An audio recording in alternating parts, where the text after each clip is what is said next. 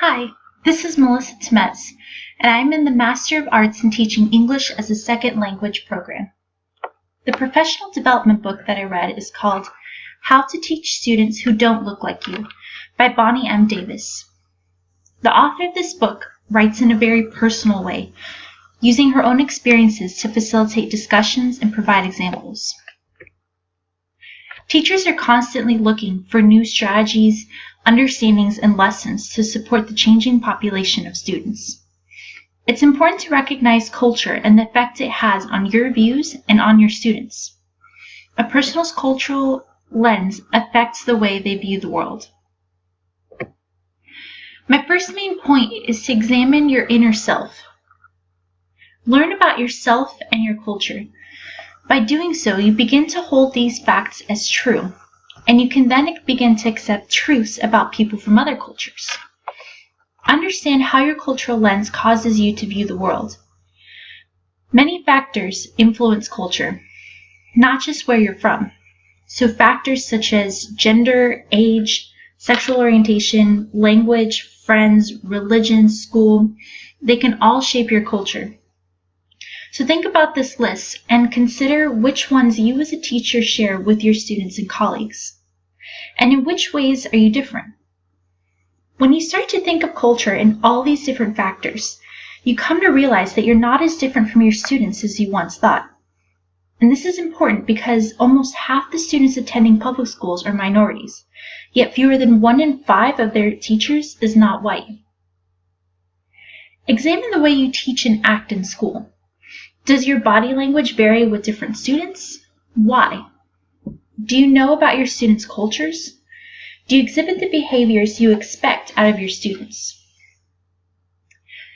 Explore your racial identity through your racial history. The author provides examples of racial histories. She uses her own example, her friends, and her daughter-in-laws. The author is a white, middle-class, and Midwestern female. She didn't experience discrimination personally until after her divorce when she was dating a black man. Her parents were not accepting. In fact, they married in secret, and her parents were not accepting of their marriage until after the birth of her son. Years later, she began to fully understand the extent of discrimination in a colored person's life, and she made it her devotion to educate herself on it and become an advocate for anti-discrimination by helping others with her books and teaching strategies. The author's friend is named Dorothy. Dorothy is a black female born in a small town in mid-Missouri. From early on, she knew that white people were in charge. However, she had the fortune to be taught by her family that white people were not better than black people. Her grandmother made it a point to show her that white people could struggle through hard times just like black people.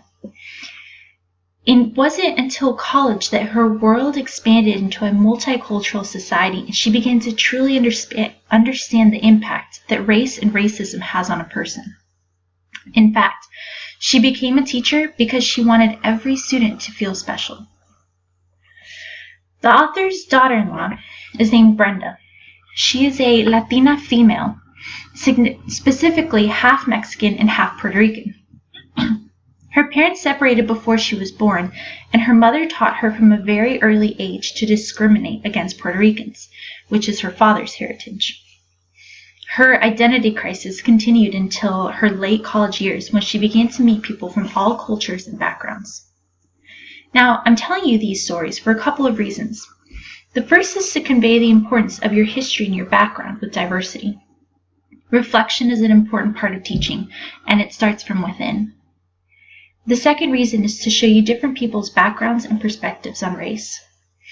As you can see from Dorothy and Brenda's stories, they did not begin to truly value multiculturalism until college. Consider the parents of the students you'll be teaching.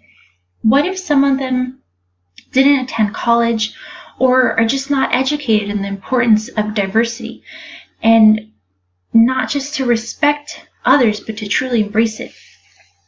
Understanding that everyone has a unique racial history is a good step towards inclusion in the classroom. My second main point is to learn from other cultures. Communication styles differ from culture to culture. Nonverbal gestures may not be understood by all students, depending on their cultural background. Likewise, if a teacher does not understand the meaning of cultural cues of that student, you may misunderstand the meaning. Learning styles also vary by culture. For example, African American students need to be more involved in the classroom, while a Vietnamese immigrant may learn the best when given the opportunity to ask questions and work with others. Be mindful of different learning styles and attempt to incorporate a little of everything in your curriculum. Now, students will likely influence one another in reinforcing their cultures. Veering away from the cultural norm is not usually encouraged. The author gives a good example of young men at a runaway shelter that she taught at. These men had to hide their school books when passing by the neighborhood gang members. They would likely get beaten up or even killed because they were acting white. This is an extreme example, but it emphasizes the importance some cultures place on staying within the cultural norms. My third main point is to show the students that you care.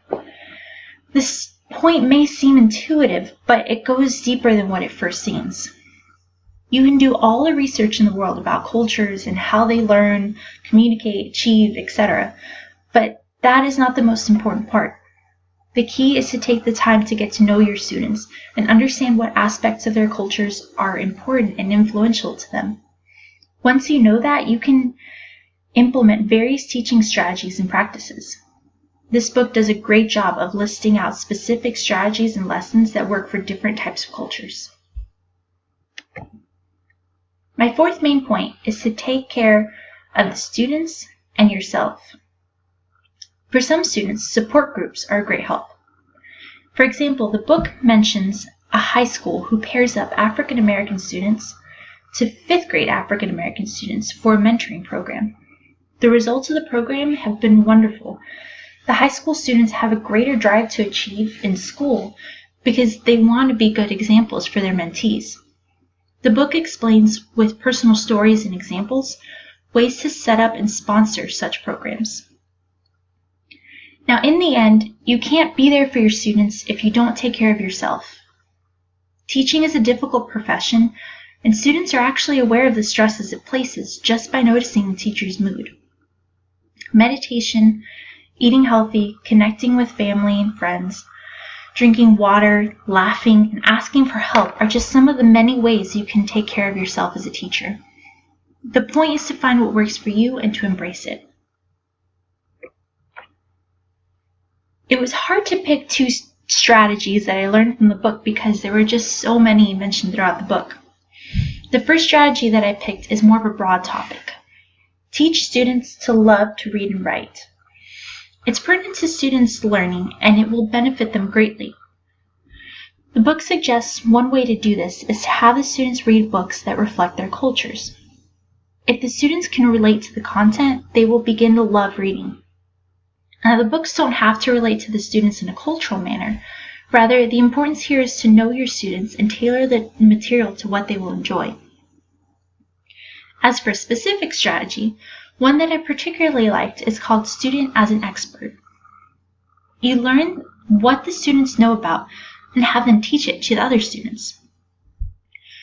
Students can choose a topic of interest that pertains to their daily lives. For example, if some live within a city, they can explain to the students who live in the suburbs all the fun things there is to do in the city and even how to get around. It'll give the students presenting a sense of confidence. My favorite passage from the book was that we are truly a human race, not distinct races. We all belong to the same species with innumerable variations in genetics. I like the statement because it really hits home that while we may be different from other people, we're all just people. It's so important for teachers to understand this and convey it in their classrooms.